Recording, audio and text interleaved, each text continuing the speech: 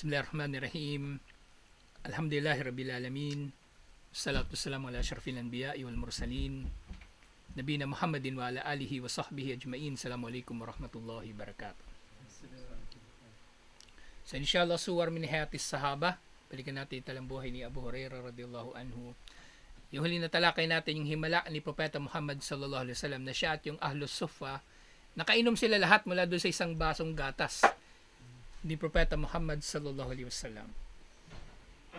Kaya sa pagpapatuloy, lam yamdi zamanun tawilun ala dhalika hatta fadatil khairat alal muslimin wa tadafaqat alaihim ganaimul fath. So hindi raw lumipas yung mahabang panahon at dumating pa yung maraming mabubuting mga biyaya sa mga Muslim. Di ba yung Ahlus Suffa, halos magutom sila, di ba? Kasi walang trabaho eh. Pero nagsimula na yung mga digmaan. So dumating na sa mga Muslim yung mga biyaya. Saan yun ang mga ganima na nakukolekta ng mga mujahidin? Actually, panahon pa ni Propeta Muhammad sallallahu alaihi wasallam, malaki-laki na yung ganima na kukolekta nila eh. At yung faith na rin, kasi kasama na siya dun, di ba? Kasi marami pang ibang naging gera nung panahon na buhay pa si Propeta Muhammad sallallahu alaihi wasallam. Bukod sa tatlo na sikat, yung kilala natin, yung Badar, yung Uhud at yung Khandak, at pang-apat yung yung Fathu Makkah, yung Banu Mustalik, yung Tabuk. Di ba yun? Hindi naman nila nakaharap yung mga kalaban. So kinuha nila yung mga gamit nila na iniwan. O ganima din yun, binalik nila sa Madina, pinaghati-hatian ng mga Muslim. Sa mga panahon na yun, so medyo nag-improve na yung kalagayan nga nila. Fasara li Abi Hurairah malun wa manzilun wa mata wa zawjun wa walad. So si Abu Hurairah, lalo na nung namatay na si Propeta Muhammad sallallahu alaihi wasallam, nung panahon ng mga khalifa, mas lumawak yung futuhat. Panahon ni Omar lalo na. Sabay kasi nadinigma ni Omar yung yung Persia at yung Roman Empire. Si Abu Bakar nung panahon niya, ang nakalaban lang nila noon yung Byzantine, yung Roman Empire. Kaya nung namatay si Propeta Muhammad sallallahu alaihi wasallam, pinadala pa rin niya yung mga sundalo ni Osama bin Zaid papunta ng Syria. Pero yun din, hindi na rin nila nakita yung mga kalaban doon. At yun sa panahon na ito, si Abu Hurairah yumaman din. Yumaman na siya, nagkaroon na siya ng bahay, nagkaroon ng mga ari-arian, nag-asawa at nagkaroon ng mga anak. Pero gayon pa man, pag sinabing yumaman si Abu Hurairah, yumaman talaga. Yumaman. Kasi nagkaroon si Abu Hurairah ng mga posisyon eh. Naging governor ng Bahrain panahon ni Omar at iba pang posisyon. Sa kabila nito, gayra anna dhalika kulluhum lam yugayir min nafsihi al-karima shay'a. Sa kabila ng lahat ng ito, wala raw nagbago sa dakilang asal ni Abu Hurairah radhiyallahu anhu. Siya pa rin yun, hindi siya nagbago ng kahit na ano. Walam yansihi ayyamuhu al-khaliyah. Ang mga yaman na ito hindi nagdulot na makalimutan niya ang mga araw na lumipas. Fakathiram makana yakul. At madalas niyang nasasabi sa kanyang sarili yung mga panahon na mayaman na siya. Nasya'tu yatiman. So lumaki daw siya na ulila sa ama. Yung nanay niya buhay, nag-Muslim pa, di ba? Pero yung ama niya matagal nang namatay. Wahajartu miskinan. Naghijra ako patungong Madina na mahirap. Wakuntu ajiran.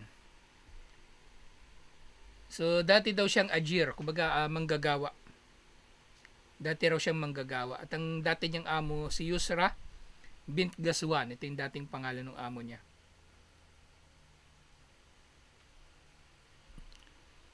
Wakuntu ajiran yut'am batni. So dati raw siyang manggagawa na pinapakain lang yung kanyang tiyan.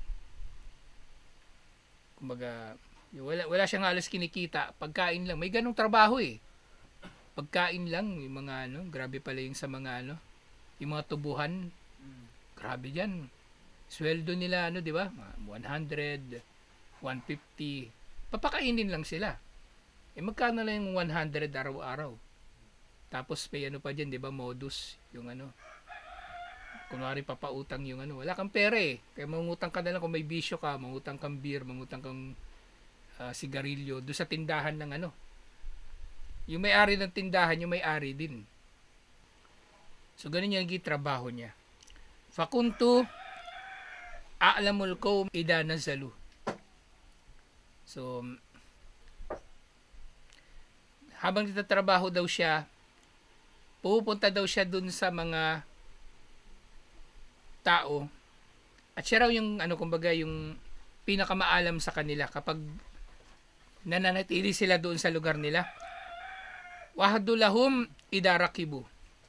At kinakantahan daw niya yung mga tao kapag sila ay lalakad na pabalik. Kasi may mga, kumbaga, yung lugar nila nagiging stopover ng mga naglalakbay. So kapag tumigil daw din yung mga naglalakbay, kumbaga, ini-entertain niya sila. Pagdating nila, siya daw yung aalamu, siya daw yung pinaka nakakaalam sa kanila. Ibig sabihin, maaring nagbibigay siya ng mga impormasyon tungkol sa mga nalalaman niya. At kapag paalis na sila, kinakantahan daw niya. Fazawwajaniha Allah. So yun nga, pagkatapos ito ay dinulot daw ni Allah na mapangasawa niya, o ano, kumbaga, sino ba dito yung tinutukoy na mapangasawa? Hindi kaya itong si Yusra bint Gaswan yung napangasawa niya mismo.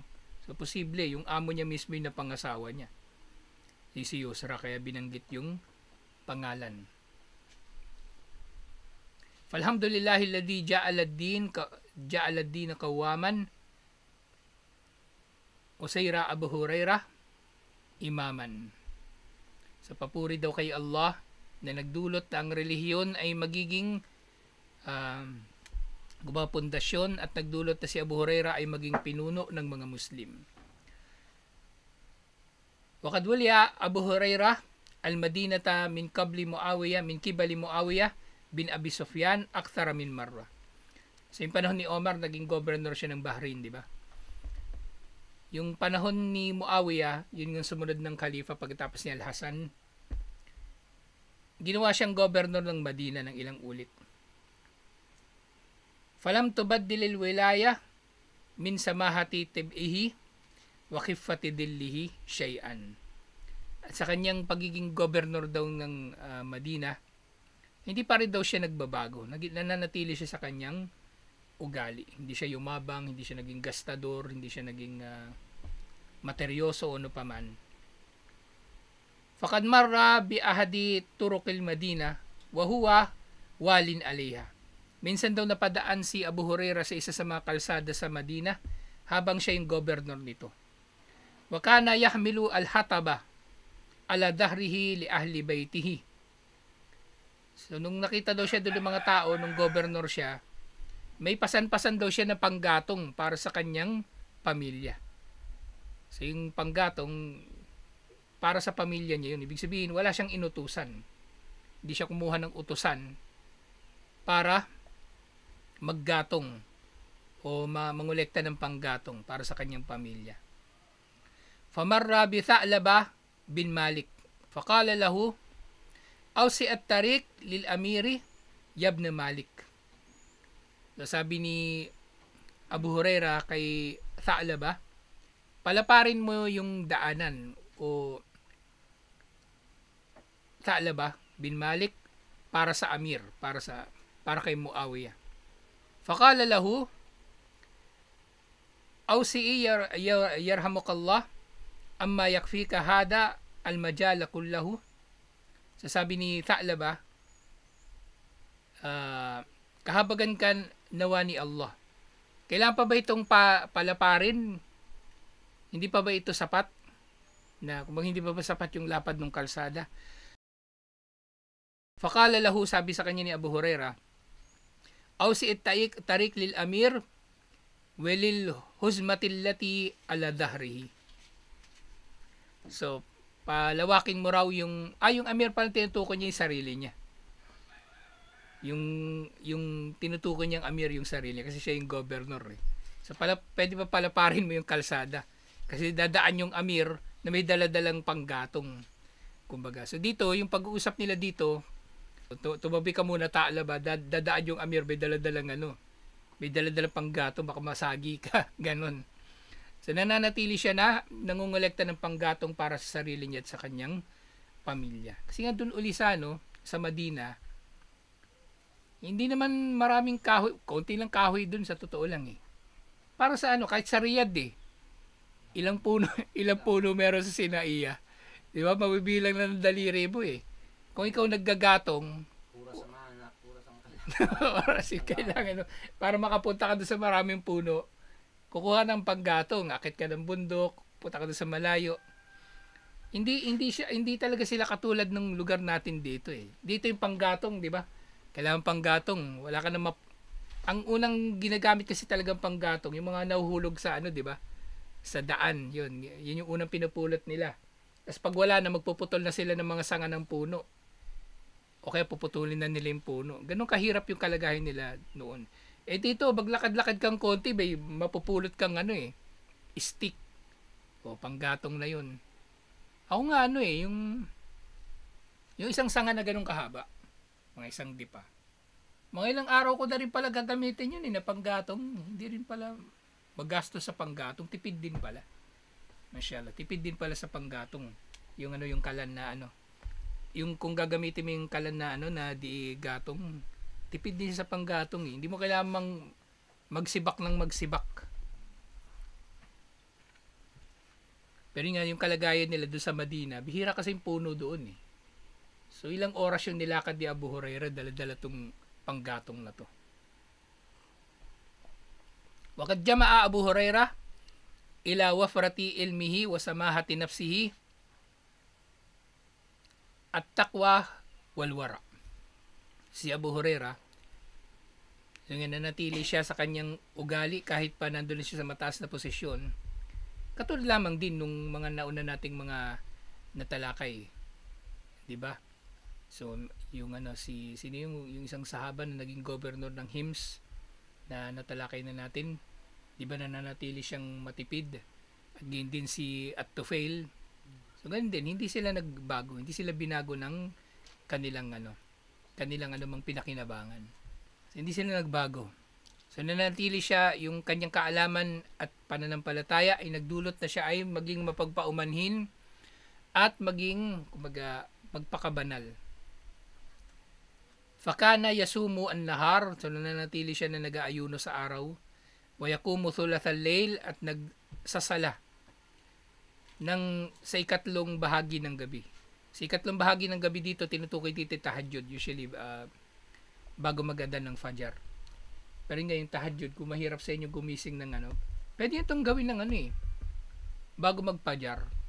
Gising mo 30 minutes bago mag-Fajr, ganun, 15 minutes bago mag-adhan ng Fajr. Magsala kayo ng 3 raka'a at least, di ba? Parang tarawih.